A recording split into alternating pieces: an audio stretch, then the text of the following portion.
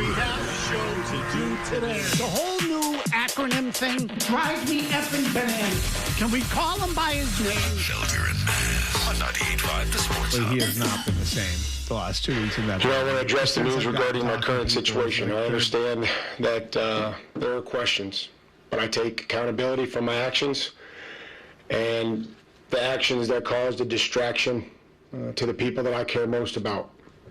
My family, this football team, the organization, and our fans.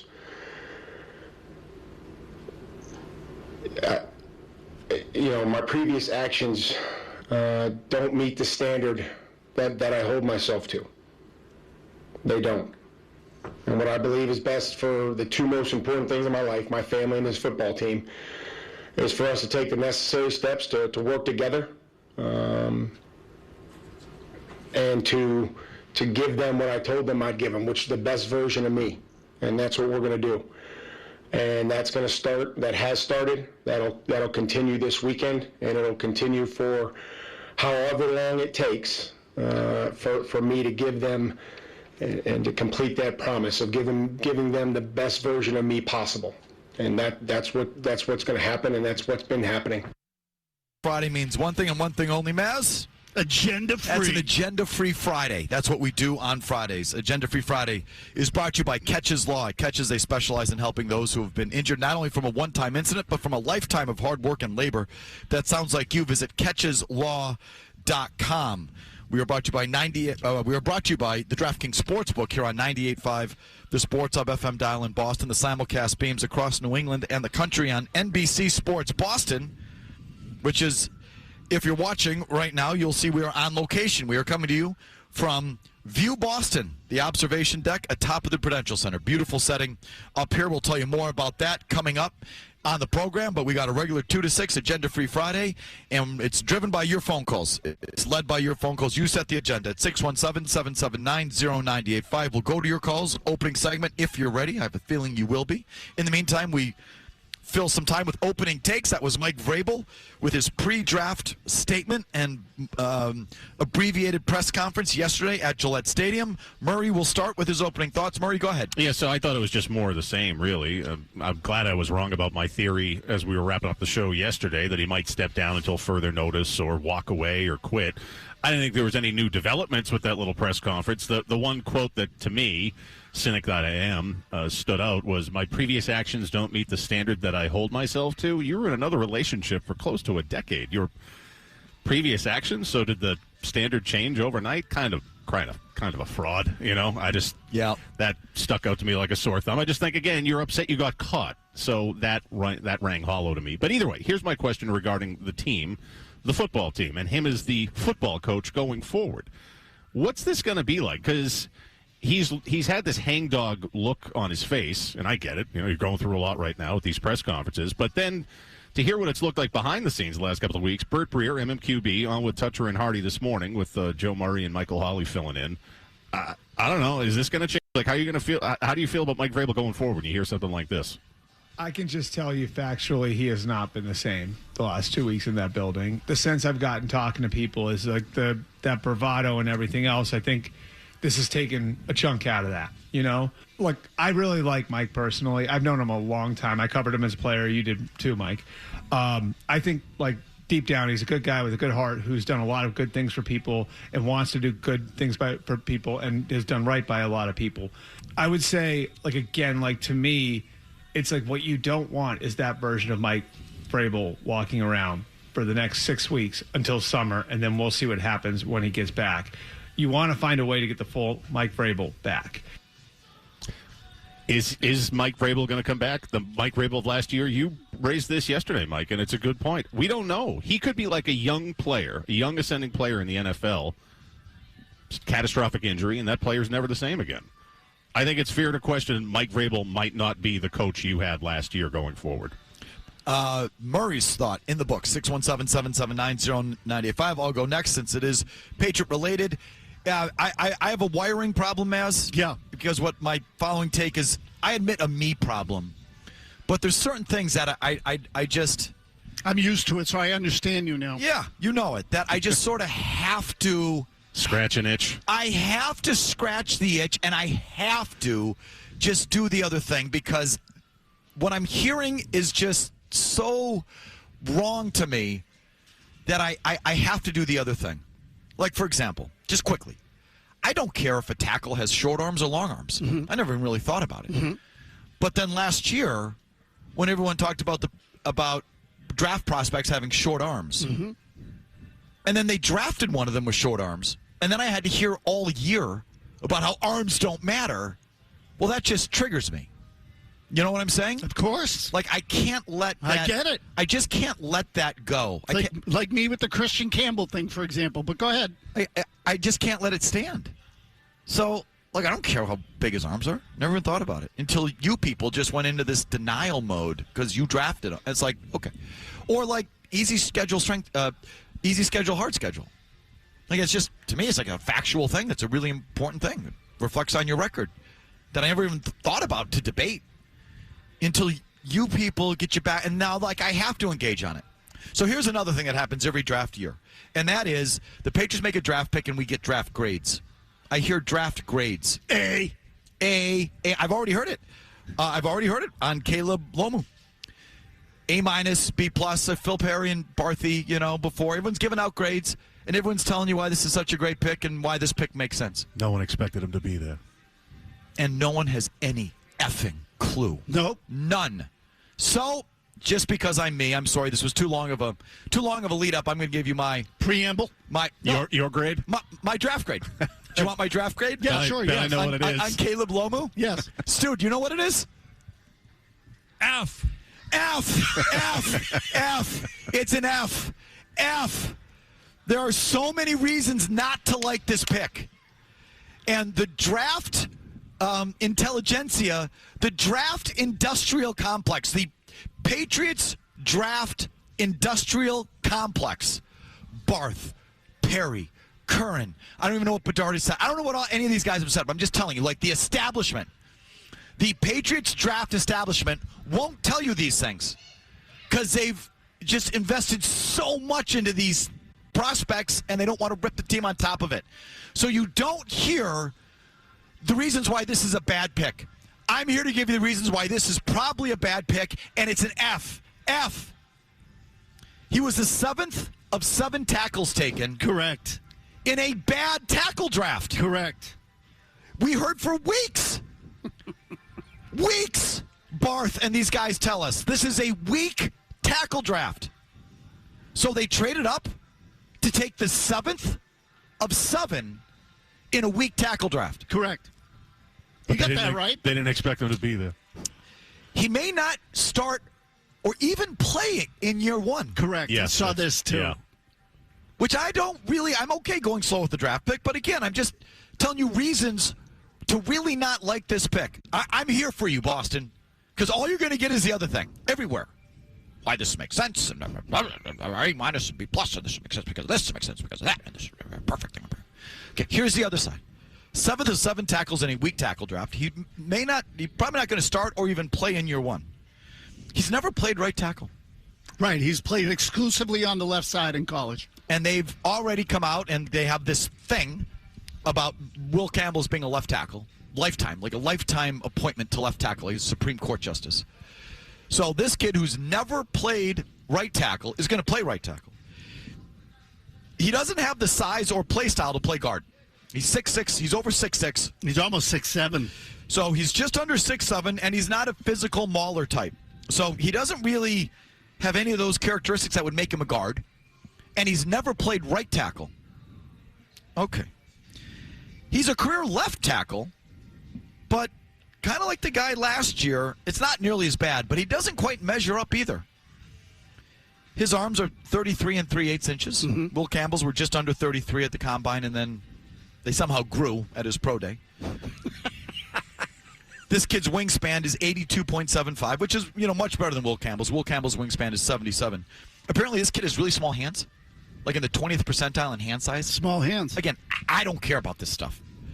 But now I'm going to get calls about how hand size doesn't matter. So we'll just say, then why do they measure them? And I'll go 12 months with you if you want. It's like shaking a doll's hand? Like, how small are we talking here? F. F. He's 6'7", but he's got the hands of a 5'7" man. F. Sosi hands. Could you be more like everyone drafts for need, but this is kind of pathetic. Trade up for the 7th of 7 tackles in a bad tackle draft. For a guy to play right tackle who's never played the position and doesn't have the characteristics to really do it. He's more of a finesse player, Mazz. Yeah, he's a tactician. So he's great at shadowing guys. He's not physical. He's not a mauler. He's not aggressive. He's sort of a classic pass-blocking left tackle. That's what he was at Utah. That's what he is. That's his skill set. That's what his size implies. That's what he is. But you have this thing about Will Campbell has to be a left tackle, even though he's kind of not really that great at it. But you just have to justify the draft pick last year, or I don't know. I don't know why they have to be so adamant about Will Campbell at left tackle. But since they do, this kid doesn't play right, doesn't have the characteristics to play right. And he was, did I mention the 7th of 7 tackles in a bad tackle draft that you traded up for? F. 617-779-0985. I was going to say quickly, not to mention, too, did you see his little dance before he came out? No, I'm going to leave that to the side for now. You should watch that. No, you'll give it an F-. I did watch it. I'm not going to hold that against him. But I've been told that's how he plays tackle. Sort of like he's just very sort of loose and like fluid. He's listening to Donna Summer at Studio 54. Twinkle toes. Okay, so he's kind of a twinkle toes left tackle, which is what you need. It's athletic. It's an athletically based position. Right tackle is typically more the run side and more of the physical side. So the way he dances, I've been told, is the way that he plays the position, which is no right tackle and no guard. Fabulous. They got a dancer. Mazz, I'm sorry. I went too long. Go ahead. No, that's quite all right. I did want to say quickly, in all seriousness, that, since we're up at the top of the Pru, I didn't realize that there's certain things here that I'd be able to see that I couldn't see in other places. No, I'm not kidding. Like, for example, I can still see from up here that the Red Sox suck, is what I can see. So I would just like to tell you that I did a little bit of research on this 3-game series against the New York Yankees, and what I found was not flattering for the local 9. So I just told you a second ago, they had an inning last night. In the bottom of the 7th, after losing the lead, the Yankees had just gone ahead. Abreu came up, singled on the second pitch. Story came up, hit to a double play on the first pitch. Meyer came up, lined out on the first pitch. 4 outs. Actually 3 in the span of 2 pitches, if you really get technical about it. 4 pitches they saw in the inning after losing the lead, which brings me to the 4 effing pitches to retire the side and get my paisan Greg Weisser right back out on the mound again. 4 pitches it took to sit their fat asses back on the dugout bench and get them back on the field. Ridiculous. And for the game, they saw just 107 pitches. Your typical average would be in, call it, the 140 to 150 range. Somewhere in there, at a minimum, you should get that number of pitches in a big league game. In the 3-game series against the Yankees, the Red Sox saw an average of 119 pitches in each of the games. 125, 126, 107. That might not sound much to you, but when you add that with the fact that they scored 3 runs in the whole series, I did a little research. Averaging 1 run a game, seeing 358 pitches in the whole series or fewer has never been done by a Red Sox team in the John Henry ownership era. Wow. So I would like to congratulate them on building the worst suckbag offense that we have seen on the Red Sox in maybe the history of the franchise. And I'd like to go back on my research even further. I've only looked at 2002 on to this point. That was the worst performance. That if you were in the ballpark, congratulations, you saw history. It was the worst offensive performance by a Red Sox team that we have seen in nearly a quarter century in this 3-game series. Wally is walking around here on the 52nd floor, and I already told him this. I think Murray got it on video. When I see him off air, I'm going to beat his ass. Well, it's true that Mazz was chirping Wally before. I'm not making that up. We are here at View Boston, the top of the Pru. You can come meet and greet with Wally, Blades, and Pat Patriot. Oh, great. 3 winners. I'm not going. I was trying to refrain from making any jokes right then and there. Where's Lucky? We could go further with it. We're not going to. You can meet and greet the Maskets from 1 to 3 today. Okay? Kids enter for free today and through Sunday, April 26th for April vacation. And we're here until 6 o'clock doing the show. I promised calls on opening segment. We only have time for one, so we'll just get to Tommy and Lynn. Tommy, what do you got to say today? All right, guys, this is what I got to say today. I had a fun time hanging out with you guys at Hurricanes. It was fun, and thanks for the photo, guys. I love you. And now let's talk about the Bruins. Let's talk about these two Lindholm guys. Why do they suck and blow mad? And this team was playing so bad last night. It was so embarrassing, Mazz and Murray and Felger. What was wrong with this team? They couldn't shoot the puck on the net. And every time Buffalo had the puck in the Bruins' end, it seemed like the Bruins couldn't get it out. Like, what's wrong with this team right now? Okay, Tommy. We'll get to the Bruins coming up next. I like the way Tommy is distinguished between Elias and Hampus, though. They're now suck and blow. We'll get to the Bees and more of your calls right after these words. Boston's best sports talk. You can count on it. 2 plus 2 is a 5. Me sento un po' pacchiato perché Roma Felger and Mazz. ignara le usanze Bozak wins it. Greenway sends it back out of the zone for Timmins. And they will allow time to expire. As you know, and Greenway exchanged some pleasantries at the final horn. And Buffalo comes out to congratulate their goaltender, Alex Lyon, who backstops the Sabres to a 3-1 victory here in Game 3 at TD Garden. And the Sabres take a 2-1 lead in the series with that win, with Game 4 coming up on Sunday afternoon. Final call, Bruins lost to the Sabres last night here on 98.5 The Sports Hub. Where do you want to start with the Bees?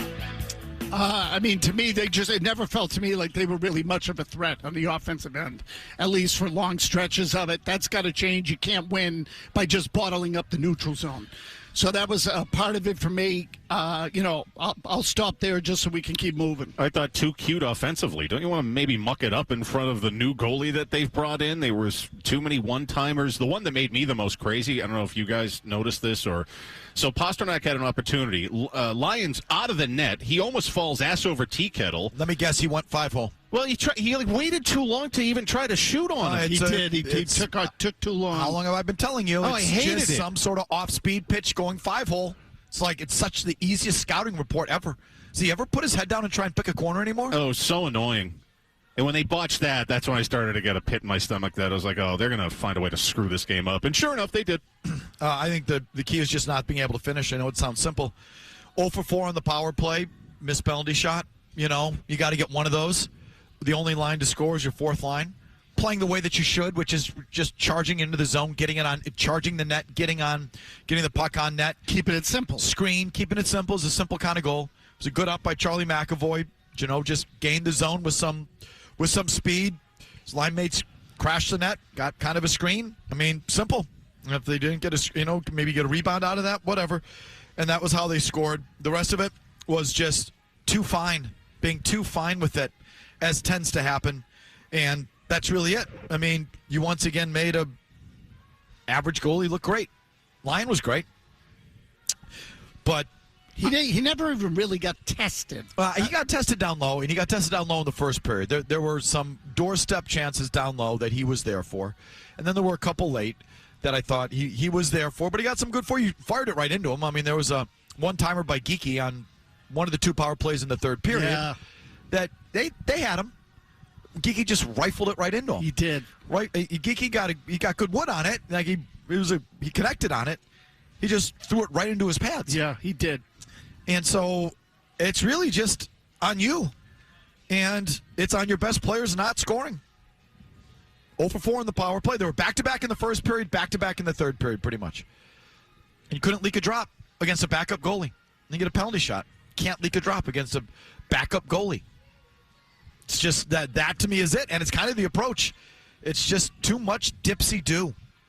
And over passing, over stick handling in Pasternak's case, Geekie doing the wrong thing too many times or just not making the play too many times. That line's a liability. Geekie and Pastrnak out there at the same time. Pasternak's a -3 in that game last night, -3. But Geekie and Pastrnak are out there for both of those 5-on-5 goals against.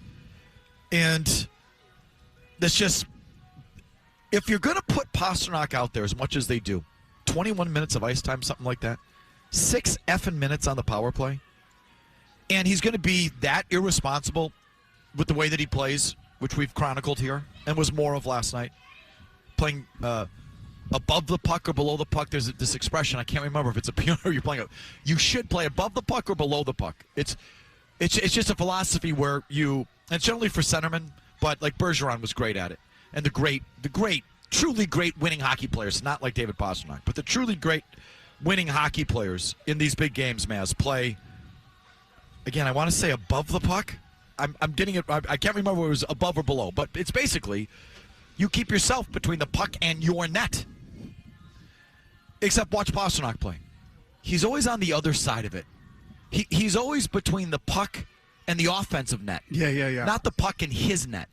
And he'll get back. Like, in these games, he'll get back and maybe offer a poke check here and there.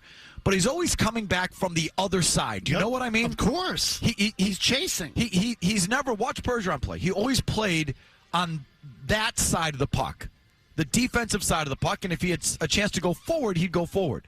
But Pastrnak and Geeky, to a lesser extent, is always on the other side of it, on the wrong side of the puck. So if you're going to play him over 21 effing minutes a night and 6 minutes on the effing power play, and he's going to play the way that he plays, which I hate, then he has to score. And he's not. He's got 5 points in the series, and I think he's made like one play that led to a goal. And that was the power play goal that the Bees scored in Game 2 in Buffalo, where he, like a shot pass to Zacha in the high slot on the power play. That was a good pass. Yeah. Other than that, he's gotten like secondary assists and assists that you couldn't even remember. Okay? So if he's going to play the way that he plays, he can't go over. He can't be scoreless. But he is, and most Bruins fans don't care because he's pasta. To your phones. 617-779-0985. Jimmy in New Hampshire. Go ahead, Jimmy. You guys hammer on Pastrnak enough, so I like to stay away from him. But I want to talk about McAvoy, and I want to ask you guys, first off, I don't understand how he plays with so much passion and does so well in like the Four Nations and the Olympics, and he's a ghost in the NHL playoffs for us. When he's a minus rating for his career in the playoffs, and I want to ask you guys, when was the last time he was a value add for a playoff game? Besides that overtime winner, I don't remember a time where I've looked and said he was a value add for us. He has 2 points this playoffs this year. That's it. I thought last night was a big play that he made coming out of the zone. The play that he made to Jeannot. To Jeannot is what led to the goal. Yeah, he had a good game in Game 2, I thought. I don't think he's been a problem. He's not great. Well, Game 1 was a problem. Game 1. It's all blending He got together. beat on that play twice. He had knocked on his ass and then didn't recover the puck behind the net when they scored. That was the Thompson. Oh, yeah. God, why am I blanking? Yes, absolutely. Right? Yeah, yes. so look, that was a problem. Yeah, Game 1, but I don't think the caller's right either. That, look, McAvoy has good games. What he doesn't have is consistently good games in the postseason. Well, he's a minus player for his career. Here's what you need to accept. He's just not that good. He's good. He's not great. He's not the player you wanted him to be. He's not the player we thought he was going to be. He's not the player you're paying him to be. He's not. Like, the results are in. When he's in these international tournaments, best on best, and he's, all geared up for it, you get the best version of himself. But he's still not the best defenseman on the ice or even close. No. He's not. But that wasn't the issue last night. The Sabres scored on 2 deflected goals. I don't really... the geeky Pastrnak line was on for both of them. They are soft as puppy crap in their own end. And Pastrnak, again, is playing above the puck and is trying to fly the zone. And so, but they were both deflected goals. You allowed 2 goals. They were deflections. I'm not getting on you too badly defensively last night, whether it's McAvoy or anyone else. You got to score. You got 0 for 4 and missing a penalty shot. Yeah, one of those have got to go in if you want to win these games. Is Wally hovering around trying to do some grab ass? He was holding up a sign, yeah. The sign said, "We want Milliken." We want Milliken. Wally wouldn't. I'm not in the mood for grab ass right now. I'm just not. John in Charlestown. Go ahead, John. Hi, guys. Happy Friday. Thanks for taking my call. Felger, I was going to call you after the Celtics game Sunday. I was going to call on Monday and eat some crow because I'd said some bad things about Tatum and Mazzulla. I was going to say, I think they figured it out, etc. I am so glad I didn't get through because they did exactly what I've hated since last season, that suck bag offense, I like to call it. Look at me, I'm so cool, I'm Jason Tatum offense. Now, you've said this repeatedly. This team plays better when they play through Jason Brown, and Tatum is just a piece. Yes, he's the best player on the court probably, but he's just a piece, and it's a Jaylen Brown. If they fall in love with the three ball and they play this crappy Tatum offense, they can lose to anybody. But if they don't, I think they can beat anybody, and it's just driving me nuts. Yeah, it should. Play style. That's what gets them. Definitely. It's not talent. It's not roster. It's play style. And it's not even like playing poorly, which gets everybody. It's how they choose to play sometimes. That's it. I mean, to me, that is playing poorly. It's playing stupidly. So, but I hear you. I know what you mean. We've got Dan in the car on the Patriots draft pick. Go ahead, Dan. So I'm not insinuating that my observation here is a result of intentional decision-making or thinking by the Patriots. But I do find it ironic, given the swirl of questions related to morality within the Patriots over the last couple of weeks, that last night they trade up to draft a 21-year-old married Mormon out of Utah. Kind of interesting culturally. I don't think that. I think that's just a happenstance. No, look, I agree. The same thought crossed my mind. Did it? Like all of a sudden, boy, that's an interesting. And I don't think it was by design or anything like that. I'm just saying, wow, talk about an interesting contrast. When I saw that he was married, I said, you got to be kidding. With this poor guy, I'm just telling you, Caleb, listen, this is not what you're used to. You're in New England now, so listen. You're going to see some things that you're just not used to seeing. Yes, we need to tell you, by the way, there are no rules here. You can buy. What do you want? Do you want to deal with this guy? Seriously. Listen, where are the Fuppets? There is no Fuppets. They're in the morning. They're in the morning show. Hardy, the Fuppets were the creation of Hardy. Listen, I got a better idea. Instead of you holding signs here, how about you go figure out how to hit? Huh? You guys better Start be with careful. that, Wally. Wally's a friend, and he knows the Stewart gotcha hold, so he'll wipe you all out. Okay, so Jimmy knows the guy inside Wally? He's a wrestling fan. I guess. Okay. Do all that on your own time. Okay? we got things to bitch about, which we'll continue with after Big Jim Murray gets you updated here. I want to get to the gossip first. Everything you said is right. Felger and Mazz, the Sports Zone. Will's the left tackle, and like I said, Caleb has some versatility, so we feel like, some of the pro day workouts that he did were on the right side, and we were comfortable with that. Again, he's very athletic, so I don't think either side will be a problem for him. Elliot Wolf yesterday after the selection of Caleb Lomu, who is a career left tackle. You look at his traits, how he plays, projects as a left tackle, not a right in the traditional sense. He's more of a skill, finesse tackle versus an aggressive mauler. He's a little longer than, say, someone like Will Campbell, which also projects more on the left side than the right, although his does not have great measurables either. But either way, it's a career left tackle whose play style befits the left side versus the right side. Mazz, what do you think that says about Will Campbell and his future at left tackle? I think it's numbered, is what I think it is. I think they covered their ass last night, is what they did. They and again, I don't know whether the kid can play or he can't play. He's clearly a project on some level, which is unusual for the first round of the NFL draft. Like, that's not normal. But I think that they have major doubts about whether Campbell can play left tackle. And they said, we're going to take a kid who we think we can groom into that if he can't. And then when Moses is gone, they can move Campbell to the right side. And you know what? I mean, I think it's pretty clear that's what that was. I don't think there's even a gray area. Yeah, I looked at it as an insurance draft pick because we really don't trust Will Campbell, so let's take this kid. They covered their ass. And I think, broadly speaking, I'm in favor of them doing what they're doing, which is they have the general philosophy, young franchise quarterback, build him a line. Sure, of course. Absolutely, of course. Like, duh. And I think there's. I respect and am in favor of that approach, broadly speaking. The other side of the coin, though, is that they're so hell-bent on doing it that they're reaching for players who aren't it. Maybe. They're just it's every team drafts for need, as we've talked about, no matter how much they tell you otherwise. They're always drafting for need, and they always lie about it. They don't want to admit it. But you could make the case that the last 2 years they've really gone overboard for need. I mean, Will Campbell is not someone you would ever ordinarily draft in the top 5 to play left tackle. He's just not. I'm sorry, folks. He's not. Those left tackles that get drafted in the top 5 are freaking apartment buildings with octopus arms, and that's just what they are. They're Jonathan Ogden and Joe Alt. Like, that's who gets drafted up there, not with the Will Campbell type. But because you were at 4 and you needed a tackle, you did it. That's a really big reach and just really need-based. Now you go a year later, and maybe even they've already experienced the downside of drafting for need. Belichick used to say it all the time. You draft for need, even though he did it too. Make no mistake. He just knew what to say about it. And he said if you draft for need, you take a pitcher, you take a player at the position who isn't good enough, and now you're stuck with a player that isn't good enough, and you still have the need. So you don't really accomplish it. And there's a little bit of a concern that this is what they've done.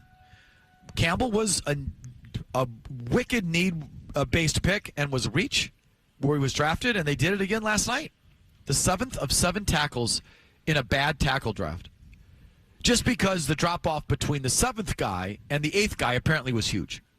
So if you didn't get a tackle there, you weren't going to get one in the first couple of rounds.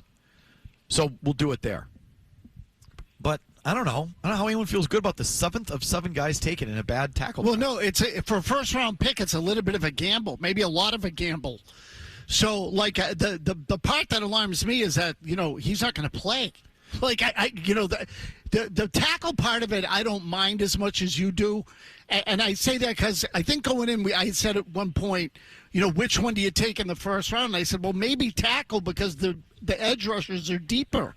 So if you think you can get the edge guy in the second round and there's not that big of a drop, then you probably take the tackle first. I mean, the position to me is what I expected.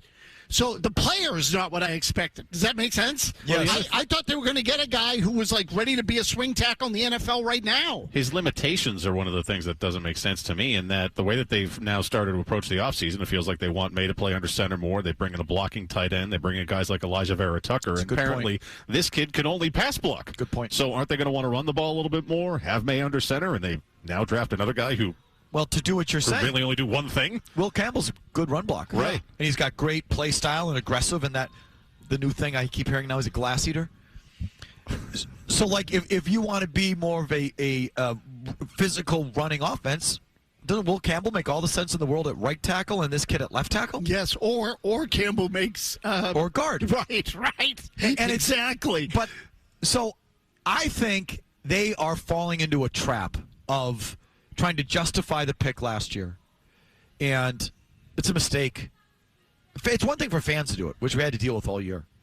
But for the team to do it, it's like, just think of there's just like, drop it. Like, let it go. It's okay. He's not a franchise left tackle. It's not your fault. It was a bad draft. But he can be a really good, useful player for you if you just use him right. Correct. So drop it. Let it go. Let it go. It's okay. There was no one there to take. The whole top of that draft sucks.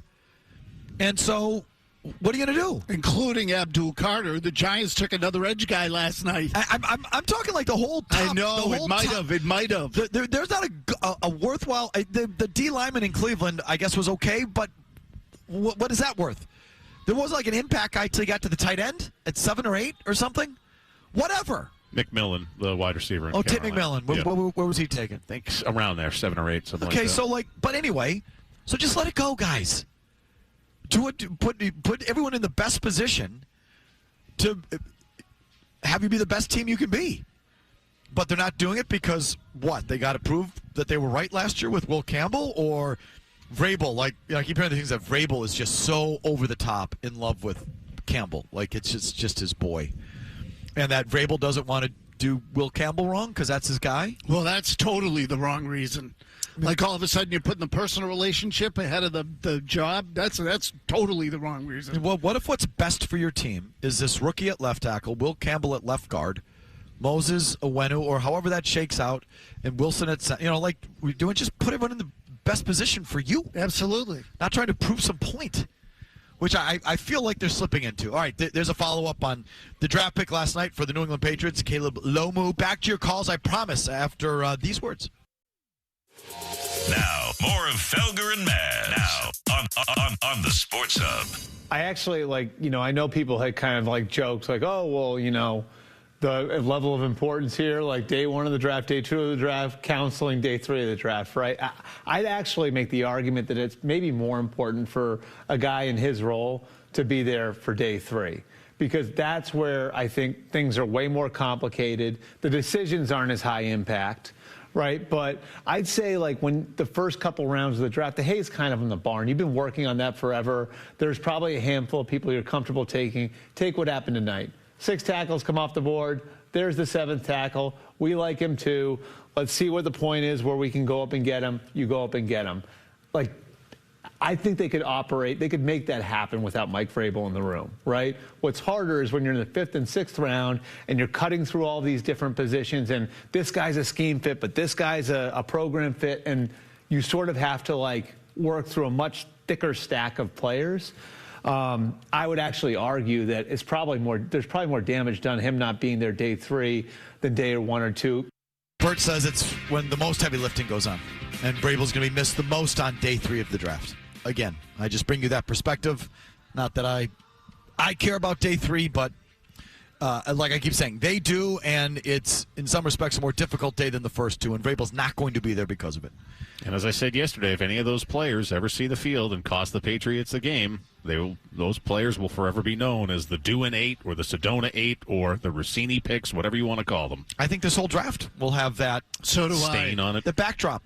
In fact, I sent this in an email quickly, but did you hear what Phil Perry said today? No. On the midday show? He made the comment that this was all, he said, I'm not saying what happened internally or whether people agree or disagreed or not, but this was the kind of pick that a team like the Packers would make.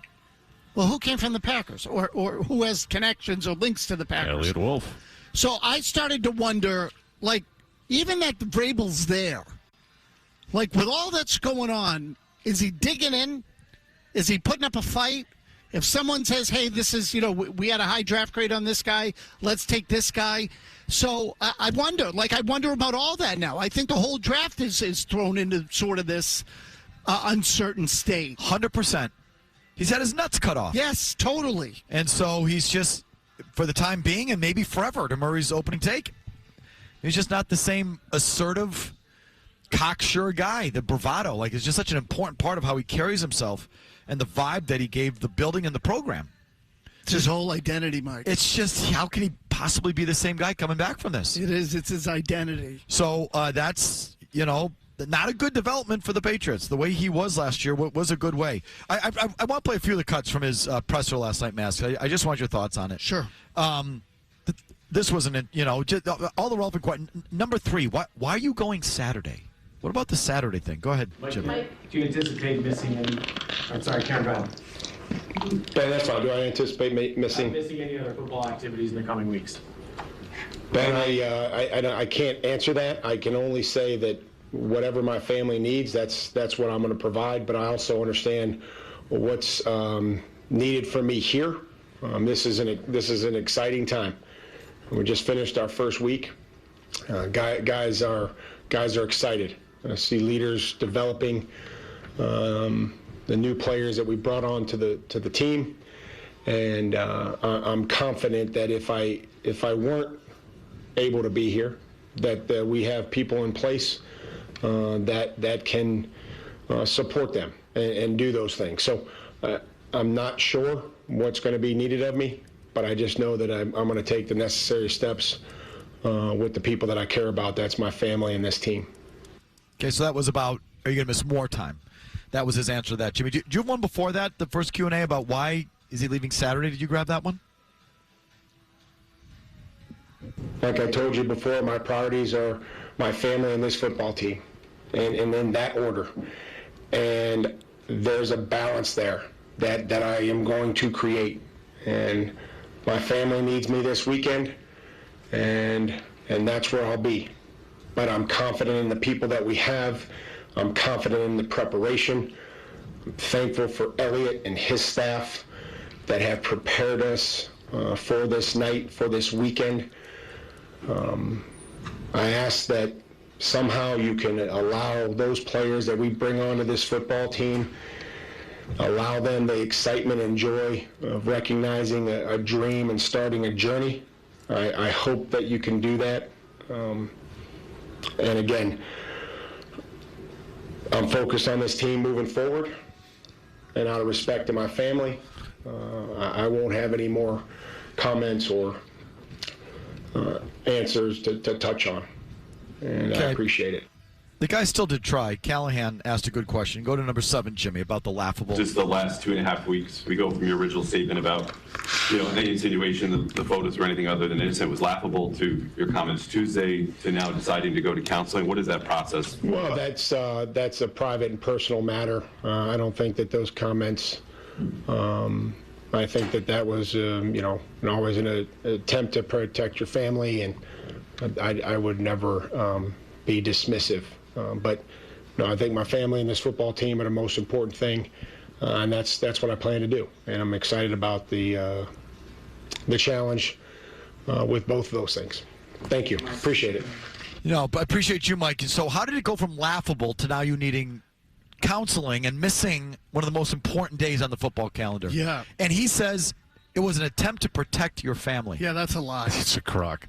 That's a lie. Was it an attempt to protect your family? It was an attempt to protect himself. It was an attempt to make it go away. Yeah, it was an attempt to protect himself. He thought he'd puff his chest out because that's what he does. Has he protected his family? No. It's made it worse. He's exposed it. Dragged them through the mud. No, he said what he said to try to get the thing to go away so he didn't have to explain himself to his wife. That was my least favorite answer that he had. Definitely. The entire time. It was an attempt to protect your family? The way to keep his family safe was to make better decisions in the first place. And after the fact, then, cop to it.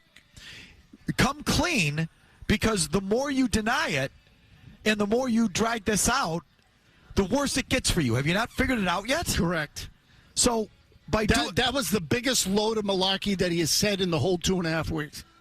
I think it was an attempt to protect your family. That was the biggest load of bullcrap that he has spewed the whole time. That was garbage. What a horrible line that was. Yeah, that was bad. I agree. That was the thing that stuck out to me, Were you trying to save your ass? Yes. Or protect your family? Save his own ass. So I don't know if he's all the way there.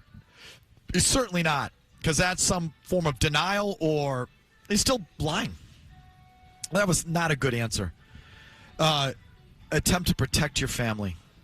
I still this Saturday absence is just interesting to me. Mike. That's my fault. I misnumbered. Yeah, it's okay. The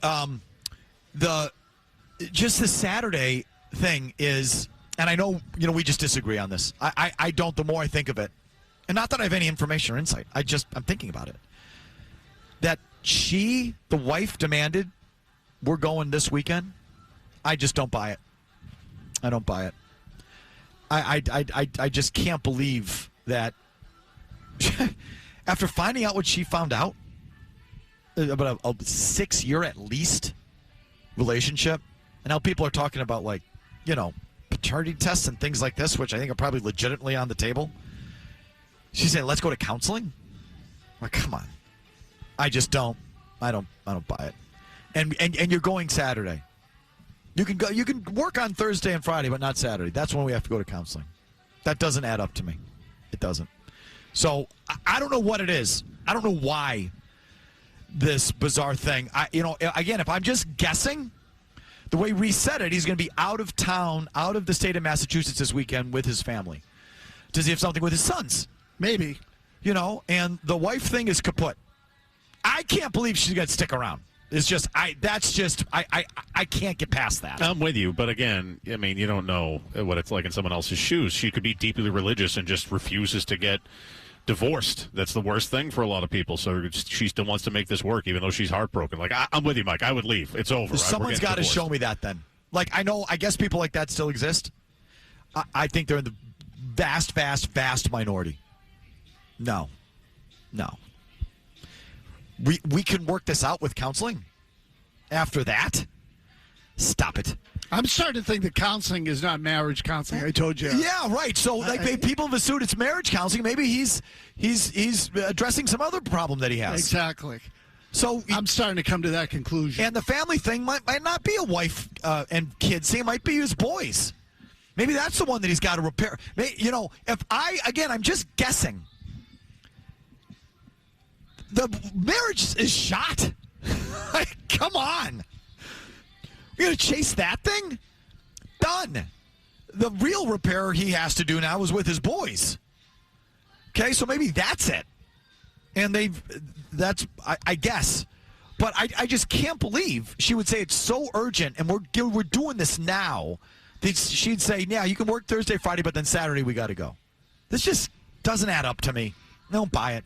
Or there's some sort of de facto team suspension. You know, the team is saying we got to make sure that you pay some price. Because some of our fans are on us for this, and this is fair. Fair is fair.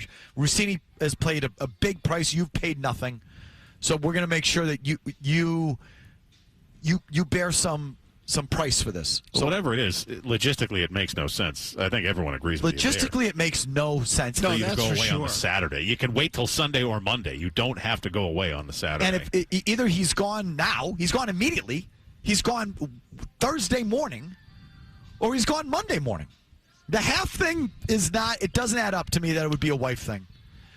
But anyway. What a mess. Keep it real, dude. I think it was an attempt to protect your family.